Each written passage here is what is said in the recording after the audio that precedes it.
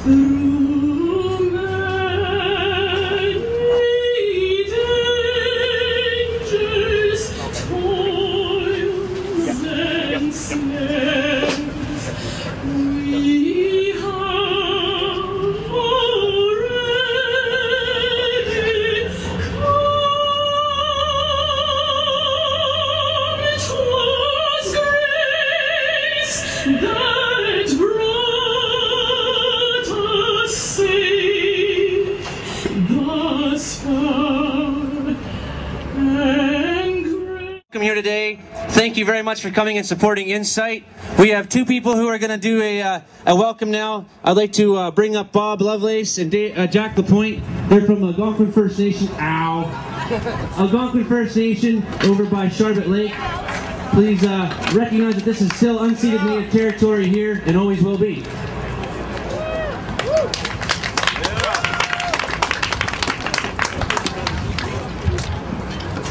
Okay.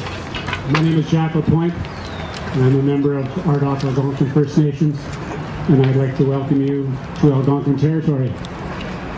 This is Bob Lovelace, who is an elder with Ardagh Algonquins, and he is one of our retired chiefs. Could you, Bob Lovelace?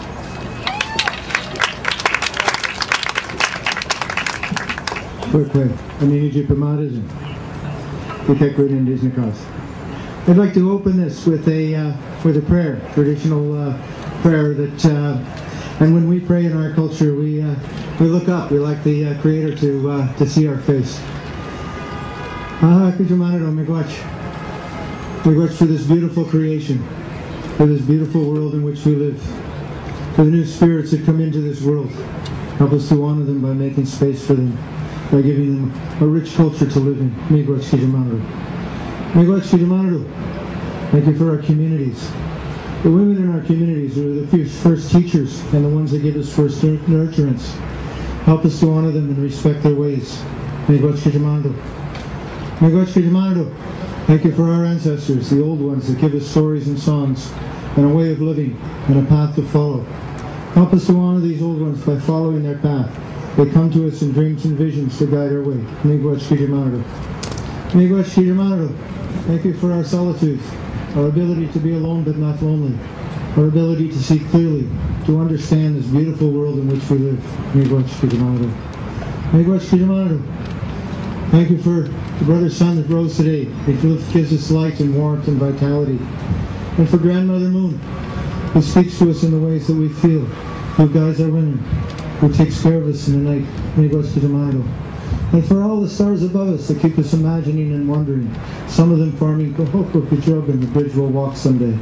Miigwech Kijamanadu. Miigwech Kijamanadu. Thank you for this Mother Earth that helps us stand upright, this Mother Earth that gives us everything we need, our food, our clothing, our tools, and our shelter, everything that we need to live well in this abundant creation. Miigwech Kijamanadu. And Miigwech Kijamanadu, thank you for our spirits, these spirits that are once young and old at the same time. Help us to keep these spirits clean and healthy and strong. And help us use our spirits to bring peace and harmony into this world. Miigwech Kijamanadu. Thank you for bringing this gathering together today. This is an important message that must be spoken on these steps in our land. But the health of people is important. For the lives of people are important. No matter who they are, no matter what walks of life they come from, high or low, they must be respected as human beings. And this is what this gathering is all about, to bring respect and to try to help this government understand the importance of giving respect to all human beings. I wanted to tell you something else that maybe an insight that I've had recently. I just spent 3.5 months in prison, and I did that because in our community there's a uranium mine that's proposed, and we've been struggling to keep the exploration company from going any further. And I just got out of jail last week, so I'm sort of getting used to the beautiful world around us. But one of the things I realized when I was in jail, I met a lot of people who were addicts. I met a lot of people who were junkies. And one of the things I realized in prison is that I guess I was surprised, because most almost all of the men that I met that were addicts didn't want to quit. And I came to understand why, is that when we put people in prison, from morning to night, there's a really oppressive atmosphere.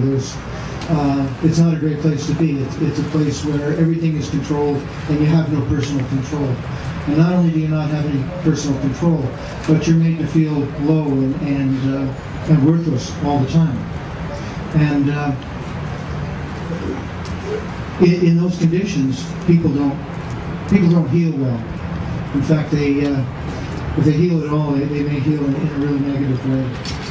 And after a while, it didn't surprise me that the people who were in prison were not able to address the problems, their life problems, and the concerns that they had. One of the other things that I realized when I see these posters, they always make me cry, because when about the third or fourth day that I was in prison, I looked around at the other men on the range, and I thought, well, these were all boys one time. These were all little boys. Miigwech.